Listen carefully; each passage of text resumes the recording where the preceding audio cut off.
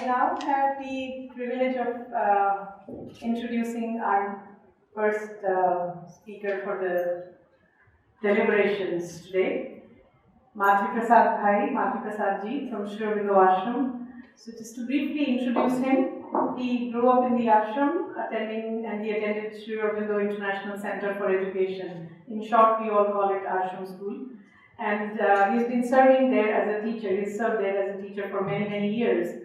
Now, he has a wide range of interests in subjects like history, sociological thought, Sri Aurobindo social philosophy, his writings on Indian culture, literature, pretty much everything that has been touched by the light of Sri Aurobindo and the Mother. So, which, as we know, as students of Sri Aurobindo, is pretty much everything under the sun and moon. So he also serves as the secretary of the Shri Aurobindo Ashram Trust, and he's going to lead us into a reflection and an interaction on the theme, what is Indianness? So Matri, please. Respected Pradeep Naramji, my elder, who because he has an unbounded affection for me, I can permit myself to call even Pradeep Bhai. Dr. Richa Tiwari, whose persistence I have great admiration for, because she has the capacity, because of her persistence, to overcome even my reluctance to be ever able to ever appear before a crowd. I was helpless, so I had no choice. Dr. Belu Mehraji, whose invisible hand is always there, and without it, no meeting of this kind would have been possible.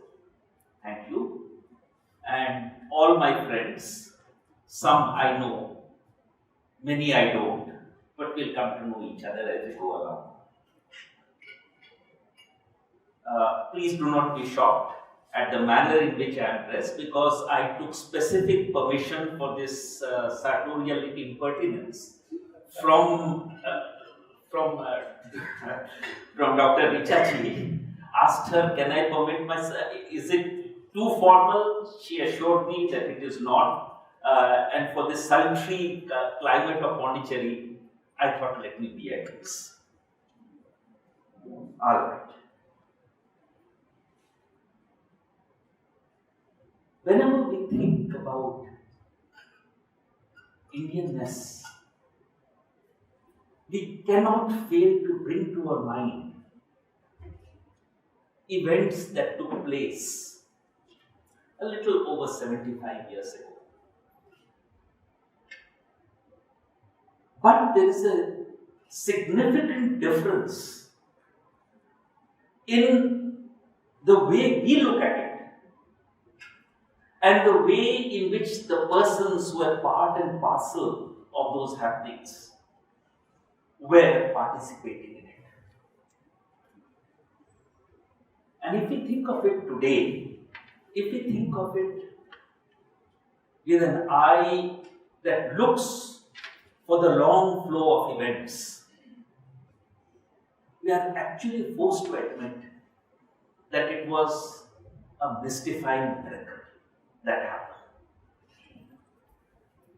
And it's deliberately that I am using the word mystifying, because we shall come back to it, of this adjective, and to explore that it has more meaning than what we initially would have suspected.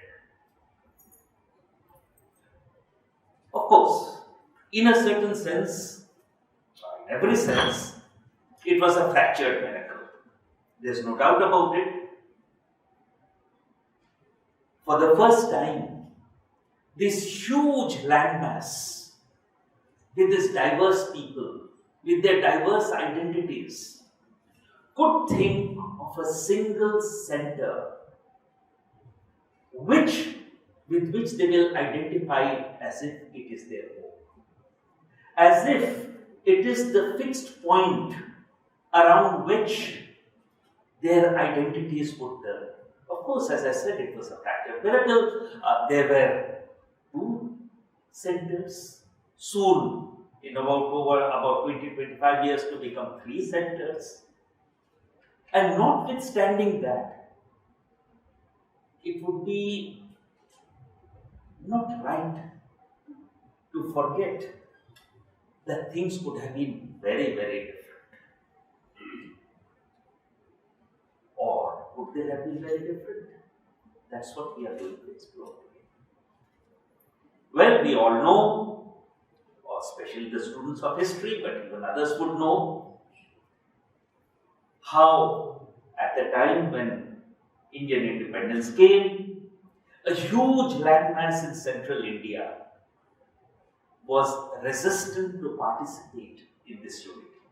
I am of course referring to the kingdom of Hyderabad of the Nizam. Remember that he commanded huge resources. Hyderabad had its own railways, it had its own coinage, it had its own army, and many may not know that Hyderabad had its own airlines. There's the famous Deccan airline, which was in collaboration with the Tatas, and the Nizam of Hyderabad held 75% shares of the Air Deccan. When Nizam had its idea, why should I be part of India? Why can't I be a separate nation itself? Yes, it lacked one thing. It lacked a port. On the eastern side, the old coast, and from the northern side on the eastern coast was the Bengal presidency, and later on it was turned into the other states. On the eastern side, there's the Bombay presidency, but the Nizam had thought of a possible solution by which he could hope to have a separate country and not be part of India. You see, today we can't think of those things. But if we go back in our mind, we'll see that in 45 or in 47, all these were possibilities. All these were being thrown into the churn. And it would have been very difficult to foresee the shape that things are going to take place. Well, the Nizam tried to overcome this difficulty that he had not a port. He was negotiating with the Portuguese whether he can buy a port near Goa in order to complete the sense of by which he could claim a nationhood separate from India. We all know the story of Kashmir, it does not bear repetition. But these are not. Travancore, the kingdom of Travancore, had even sent ambassadors to some foreign countries, even before 15th August 47, hoping thereby that it would help him establish or give a certain strength to his case of being a separate country. These are the known ones. But let's not forget the unknown ones, because it's equally important and it shows that how diverse things were at that time, or how diverse were their manifestations. Very few would know that on the 15th of August 1947, the All India radio station in Assam was attacked. The reason? They were playing Janagana. And Assam was very distressed. Assam does not find a place there. As if, like a telephone directory, you have to keep the names of all the states. The All India radio in Assam was attacked because they would not allow Janagana to be played. It was not just for a day. It was one Mr. P.N. Malik, who was one of the earliest directors, heads of the intelligence bureau. He recounts a very interesting story. He says that in 1952 or so, Pandit Nehru, as the Prime Minister of India, happened to go to Assam. And he was shocked. He was shocked because as the national anthem was being played, he found the words had been substituted. It came to Janagana Mana Adhinayak Jai He, Bharat Bhagya Vidhata, Punjab, Kamrup, Gujarat, Maratha, etc. They had substituted Sindhu for Kamrup. But Nehru had called the chief minister and said, this is not permissible. There's one, in that substitution of that word, they played havoc with the tune. The whole rhythm was off, and literary text had been mutilated. But the persons had such strong sense of we are this, that we do not belong necessarily, only in a very vague sense, to part of a larger entity, which today we call India.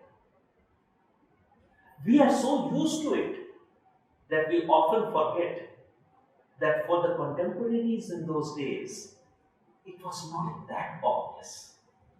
There is even something more funny, if permit me to say this. There was one Jamidar in somewhere near Firozpur. He had a few thousand acres of land.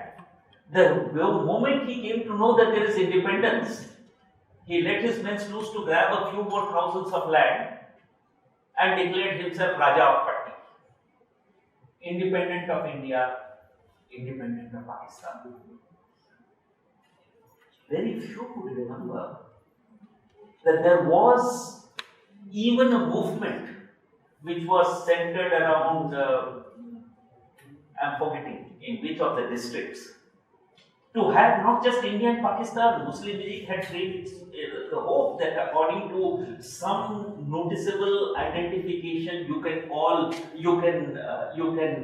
carve out a distinct identity and a distinct nation of your own. There was a move which never fructified, and it was near Bharatpur. It was near Bharatpur. That there was a move to say, let us have a Jatistan. We often forget that there was even a very serious move to create an Adivasistan, near Chota Nagpur, the eastern portion of Bihar, Jharkhand, those areas. Or there was even a move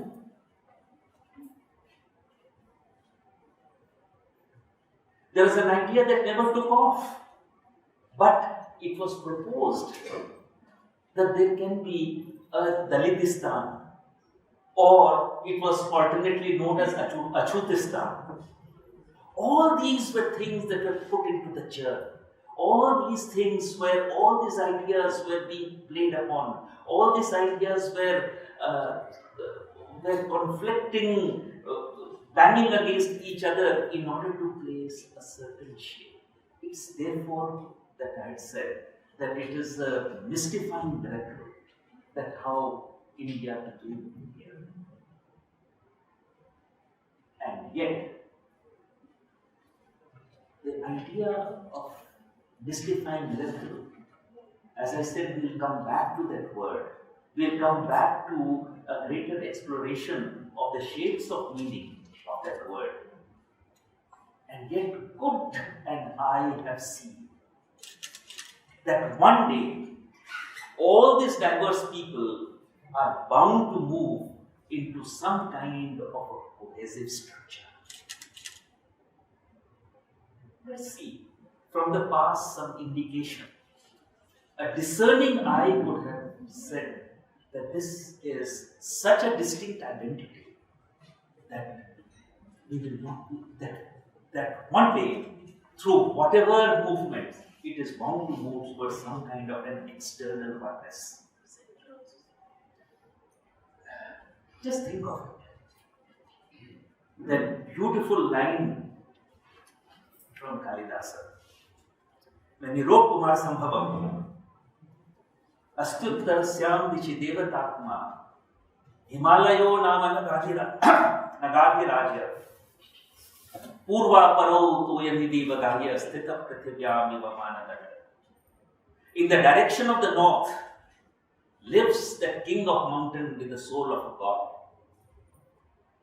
In the eastern end and in the western end, it dips its two edges like a great measuring rod set up on earth. Comes later. Many centuries pass, but most people remember the first two lines only.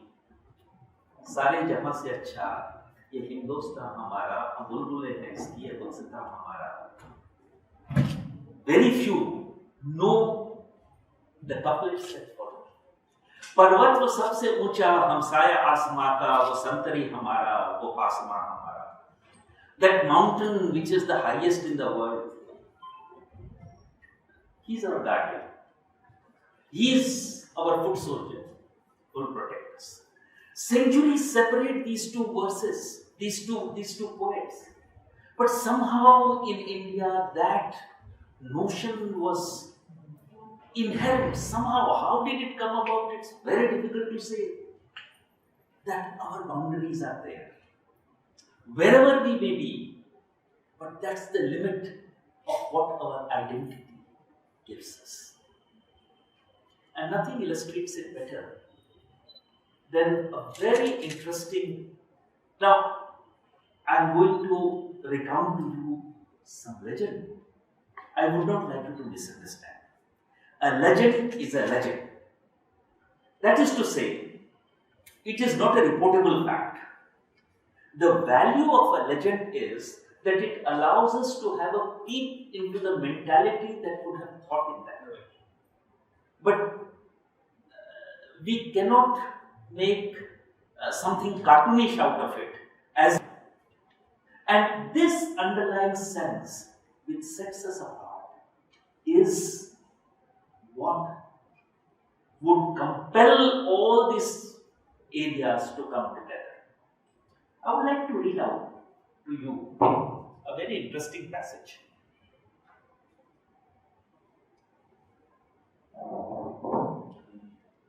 But the most striking example in history is the evolution of India. Nowhere else have the centrifugal forces been so strong, numerous, complex, obstinate. We saw just now how Jatistan was a possibility. We saw just now that how, unless you improve Kamrup, we do not belong to you. Forget about the Nizam and the Maharaja of Kashmir, forget about Travancore. Nowhere else have the centrifugal forces been so strong, numerous, complex, obstinate. The mere time taken by evolution has been prodigious. The disastrous vicissitudes through which it had to work itself out have been appalling. And yet, through it all, the inevitable tendency has worked constantly, pertinaciously, with the dull, obscure, indomitable, relentless obstinacy of nature, when she is opposed in her instinctive purpose by man, and finally, after a struggle enduring through millenniums, has triumphed. Believe me, it was just, I don't know how many times I must have read this passage. But it's only about 5 days ago that I asked myself, is there something incongruous in this? Because I was surprised at how dull my mind would have been not to have noticed it earlier. See, this is something that was written. Right? Actually, most of the works of Sri Aurobindo, most of the major works of Sri Aurobindo were serialized in a journal.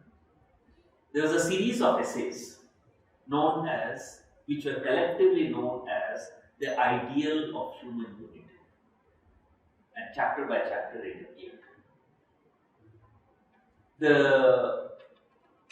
The journal was started on the 15th of August 1914. Now, what surprised me and why I said that, how is it that I had not noticed before? That it has been the dull, obscure, indomitable, relentless obstinate of nature when she is thus opposed in the intent purpose of man, and finally, after a struggle enduring through millenniums, has triumphed. I thought first that, look, all these essays were recollected, brought in a book form and showed them a light revision of it. So, could it be that while he made the light revision of it, he changed the sentence or he tweaked it in order to put it this way, that it was there after 47? With that in mind, just to verify it, I went back to the original Arya publication. This essay came out on the issue that was on the 15th of January 1915. And interestingly, he has still used the verb in the present tense, has triumphed. In other words, in his perception, there was something so inevitable about it that notwithstanding all the obstacles, notwithstanding all the difficulties, this sense is bound to emerge itself. This sense of an identity where these people living in this huge landmass are compelled subconsciously, are compelled by some kind of a mysterious sense. Mind you, we use the word at the beginning that what happened in August 47 was a mystifying miracle. So, at some force that has compelled them to see to it. But shall we say, therefore, it was not just a mystifying miracle, but an inevitable miracle. Now, I know miracle and inevitable are contradictions in terms. But what should have been, what unconsciously was happening, was the coming out of a sense of identity which had been latent for centuries. I'll give you a few more examples. Sri Shankaracharya, born down here in Kaladi, in Kerala. What is one of his most famous verses? He sings in praise of Ganga. Devi Sureshwari Bhagavati Gange Tribhunatarine Taral Tarange Shankar Mauli Viharini Gange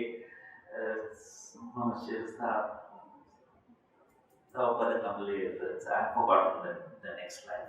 Now, where in Kaladi he would think of Ganga as the sacred river? How it was known, we do not know. How people at that time who did not travel so much, who were confined to their areas, how was this something that was still ingrained in the very way of thinking? In the manner in which they used to look upon the organization of life. Now, forget about Shankaracharya, even recently. You know that near Pondicherry, there is a place, Gangaikonda Cholapura. It was for some time the capital of the Chola Empire. Why is it known as Gangaikonda Cholapura?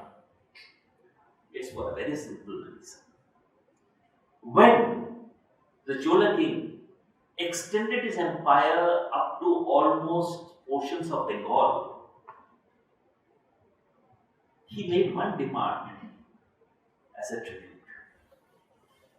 And the demand was simply this, that people must carry a pot full of Ganga water and use it for the adoration of the deity which he had installed there. Now, all through this, their sense that this is our sacred river. Why? Even before taking bath, there was a tradition of saying Gange, Yamune, Cheva, Godavari, Saraswati, Narmade, Sindhu, Kaveri, Jalistin, Sadiri, Kuru. All the waters of Ganga, Yamuna, Godavari, Saraswati, Narmada, Sindhu, Kaveri, come and sanctify these waters.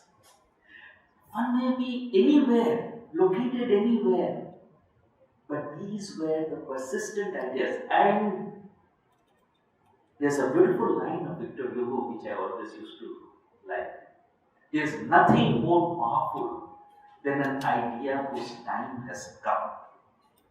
In other words, these psychological realities, these psychological facts have a tendency to manifest themselves as after truths.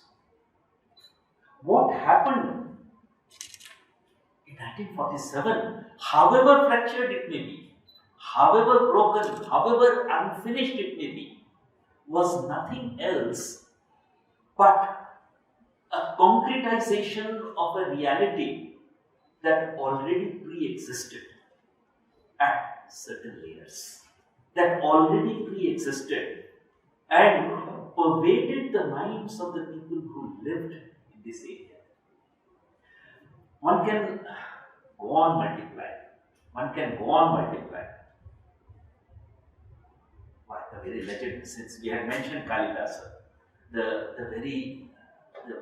great work that he has done, Kumarsambhavam, it describes, we had started with Kumarsambhavam and Himalayas.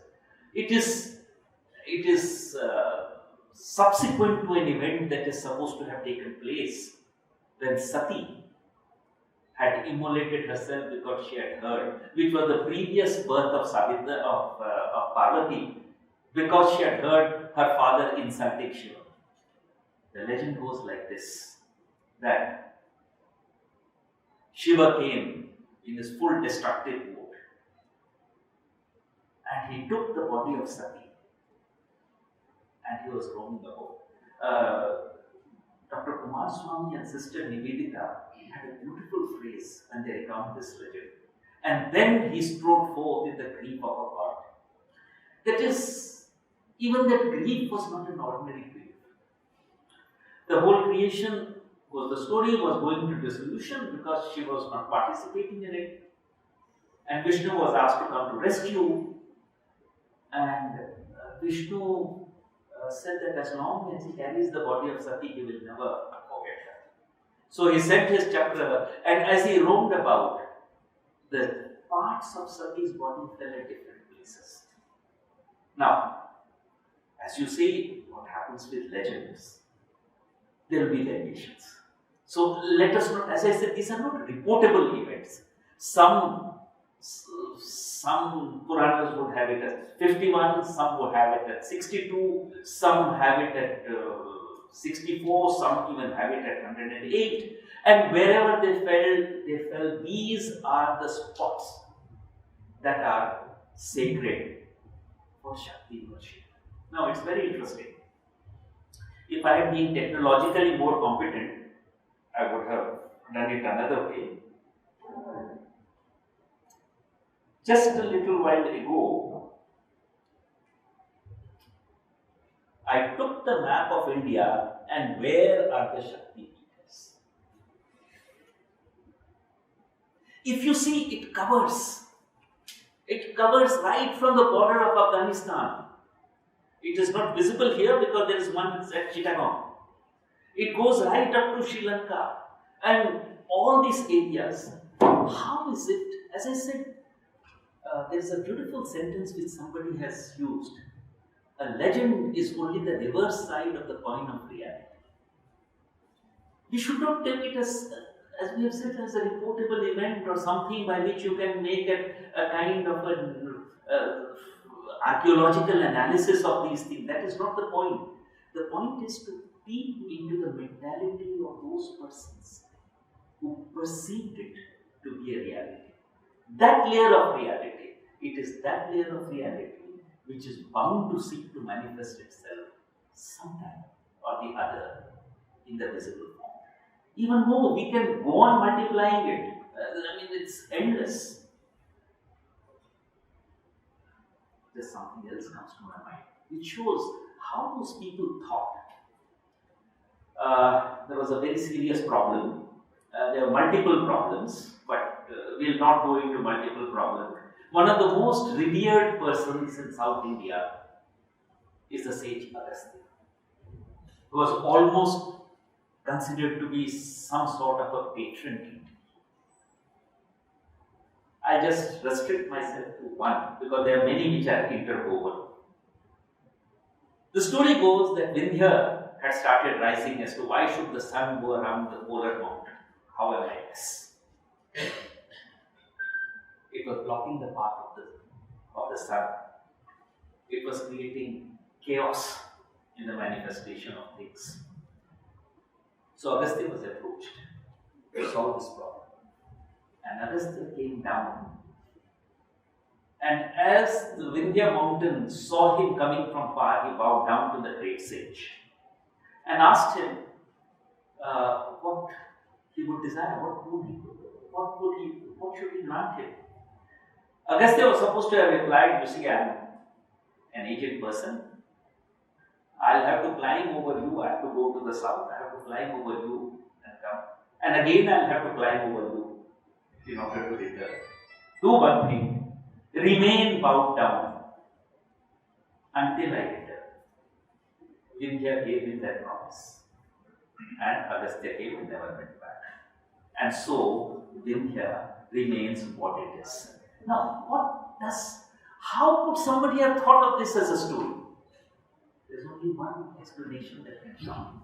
That the Vindhya was certainly seen to be a demarcating line, but not a dividing line. It certainly created some kind of a demarcation. But it never divided this line. All this created a certain kind of ideas.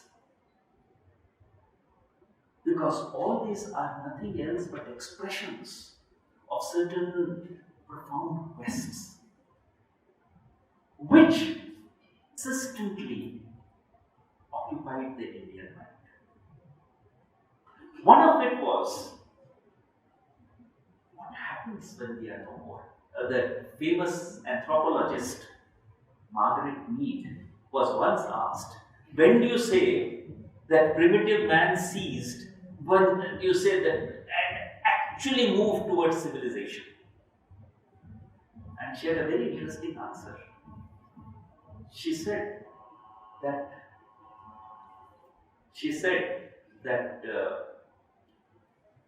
I believe man ceased to be an animal and moved towards a state of civilization when he started engaging himself in funerary rites.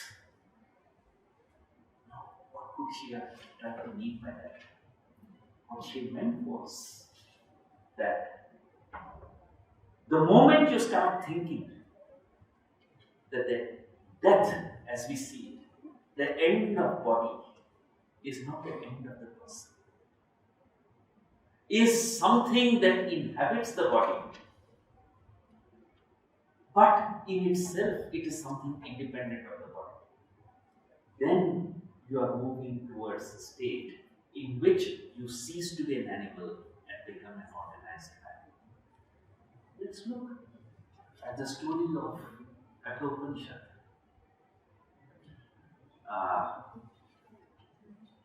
Nachiketa was participating, was witnessing his father Vajashrava's doing a great yajna. He was giving away all his things. And Nachiketa said, what's all your things? You hardly have any. All your cattle are old. But I am the most precious person that you have. To whom are you giving me? And Vajashrava, that he persisted a little on this, he said, okay, I give you to Yama. More to get rid of the child.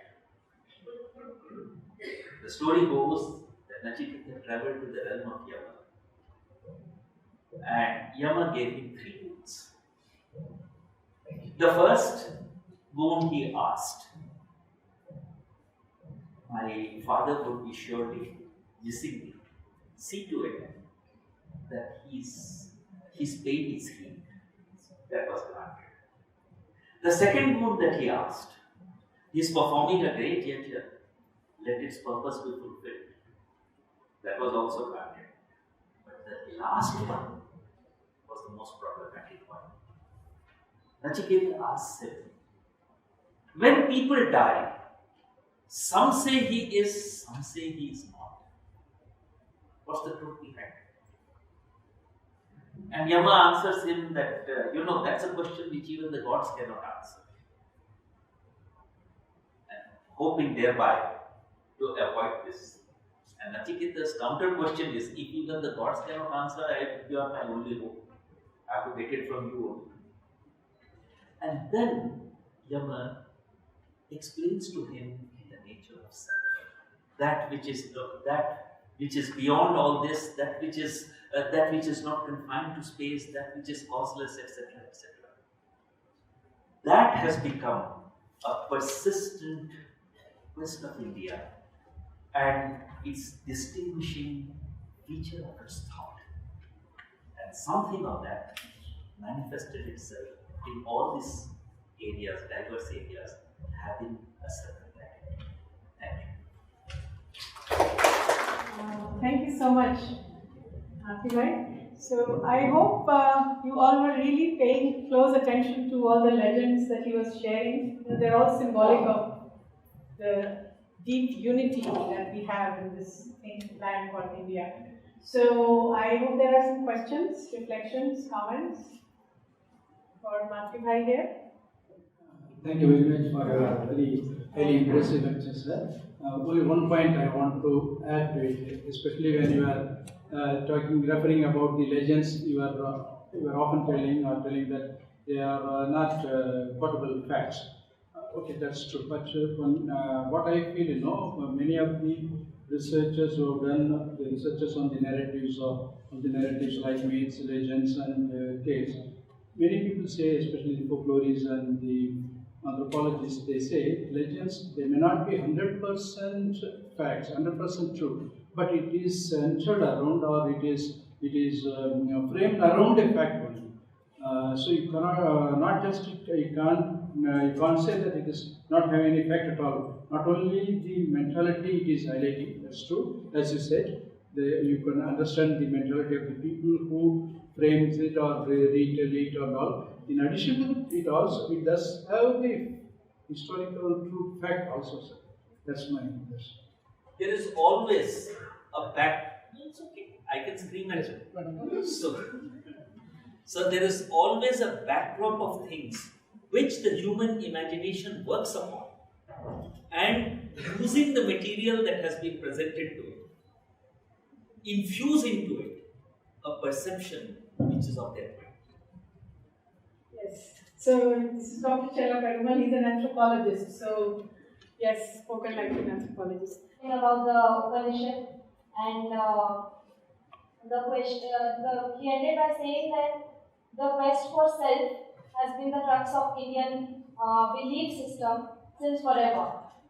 But I needed to know whether you are very well versed. You have mentioned so many writers and anthropologists, everybody. But I need to know how far do you see this self? How the quest of self still is found in the contemporary society or among the youth mass, or do you see any difference or any change in the pattern? I think when I said about quoting some passages, etc., I was referring to something that is so deep that we do not necessarily see it on our everyday life. And yet, these come out in moments of crisis. These come out in exceptional moments which remain like the guiding light for things. In fact, the passage that I had read, I'll read out to you a little further in that. The political history of India is a story, because that's what we are concerned with, is a story of succession of empires, indigenous and foreign, each of them destroyed by centrifugal forces, but each bringing the centripetal tendency near to its triumphant emergence. And it's a significant circumstance that the more followed the rule, the greater has been its force for the unification of a subject field. What I had told you at that time was only as illustrative of this concept. That's all. I'll recite to them something which will put them at ease. Okay. Silence is all, say the sages. Silence watches the work of the ages. In the book of silence, the cosmic scribe has written on his cosmic pages. And silence is all, say the sages. Let's be wise.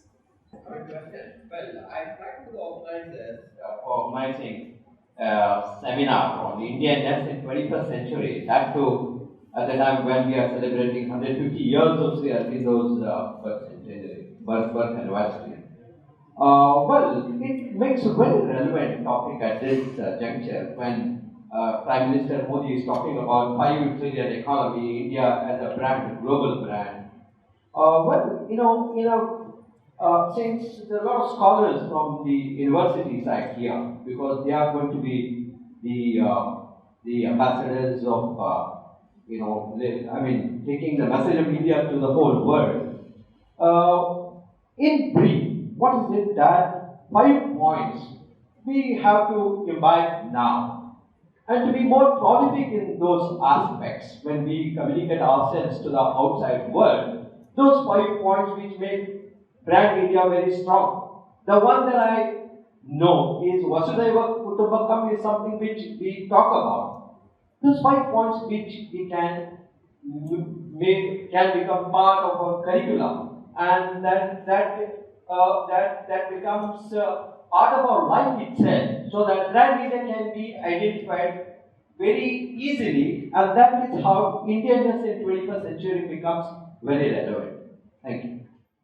There was a recent debate in the Parliament place. No call for this question from both sides. And possible distasteful remarks. Something important came up. It was an image of Mother India bound with chains, which the statement was made that you could not break the chain, you had to chop the arms off, take the chains off. Now, Mother India, Mighty Shakti herself, allowed this to happen for a particular reason, obviously. The arms had to be chopped off, because the chains could not come off otherwise. This avatar of unity which came to India did allow this to happen. Mother was once asked, how has this division come about? And she had made a very simple, and when we think about it, a very cryptic answer. It is to make us aware how stupid it is to divide ourselves.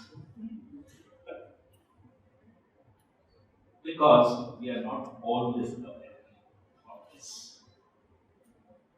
It's extremely important what our friend over there said, that Vasudhaiva Kutumbakam, that we feel it rather than feel I am superior because I believe Vasudhaiva Kutumbakam when you don't. And it was a very profound statement. It is in order to show how stupid it is to be divided on things that are so external. And if there is a larger unity that is going to come about, it's exactly what we have been discussing here. There is a compelling, impelling force which will mold circumstances, almost force you into a kind of a transcending identity.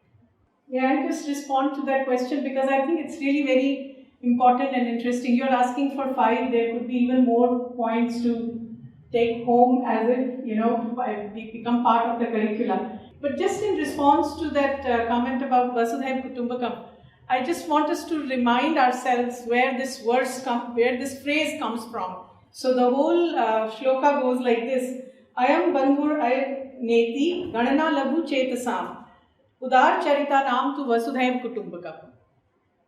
This person is mine, this person is not mine. This kind of ganana, this kind of counting is done by those who have a narrow consciousness, labhu chetanam. The ones with udar charit, very wide consciousness, wide character, for them the whole earth is family. So one point you said is Vasudhaiv Kutumbakam. The second point I think is about becoming that udar charit, the wide consciousness, the liberality of the consciousness. Because without that, earth will continue to be ignorant and stupid, as Matripai was saying, divisive. So how do we widen ourselves in consciousness? That could be point number 2. Let's hope more can come up during the deliberations. You mentioned something about death and civilization. For us, civilization means about living. So I feel it's quite spontaneous to mention. No. What it meant was that she says, when does it become that you start seeing the beginning of what is going to evolve into civilization? When man takes a distance from merely his physicality. That he is not just an animal who is going to suffer, who is going to just feed himself, reproduce and pass on to death. But there is something that is within him which is exceeding merely his body formation, this superhuman. That is really the beginning of civilization.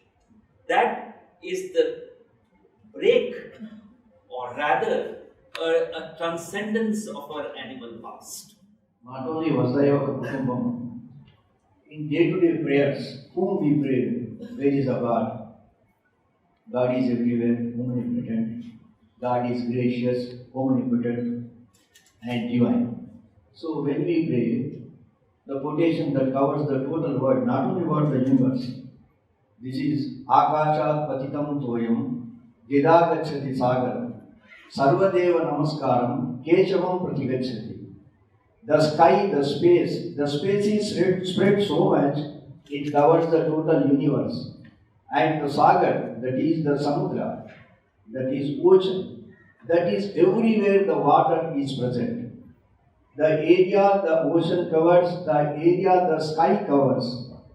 And whoever calls the God, by whatever name he tells, it may be any name, any religion, any culture, whoever takes the God's name, I am praying on behalf of them. If they can't pray the God, whatever, let them take any name of the God, and that God, I am doing my namaskara.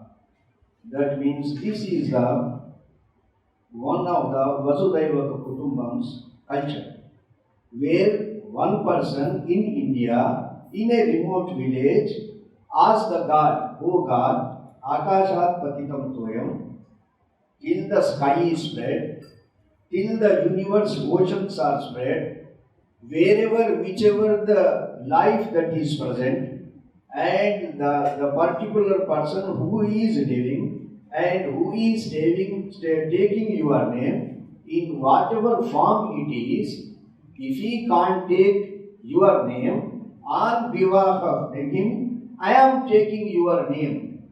Kindly accept my God on behalf of that living person." This is the Indianness, and this is the culture, and this is the Vasudhaiva. Thank you. Thank you. On that beautiful note, I wanted to say that Indianness is the spirit. It is an all. And this spirit is beyond religion. And when people will say we're all members of one family, Alok Pandey commented that there are often quarrels among, the biggest, most bitter quarrels are among the members of your family. But in the spirit, the Atman, which is in all of us, there is no quarrel. That's where we find the peace, the light, the harmony, and the love. thank you. And on that beautiful note, I think we can conclude this session.